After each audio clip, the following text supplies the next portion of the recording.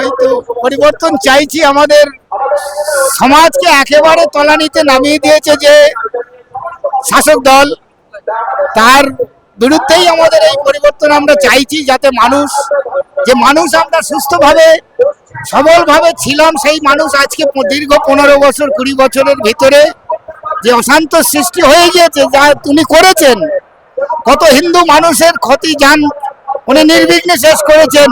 মুখ্যমন্ত্রী মমতা ব্যানার্জি উনি নিজেই এর জন্য দায়ী। তাই আমরা সেই জিনিসকে রুখে দাঁড়িয়ে আজকে আমরা হিন্দু সনাতন এবং সমস্ত হিন্দু জাতি হিন্দু মানে এটাই সমস্ত আপনারা আমরা বিজেপি দলে সমবেত হয়েছি। কেন?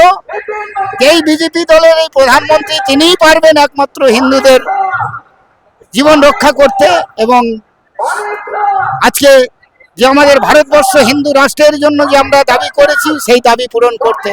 তাই জন্যই আমরা পরিবর্তন চাই, এই সরকার আর চাই না, বিজেপি সরকারকে চাই। যাই হোক, এই বলেই আমি আমার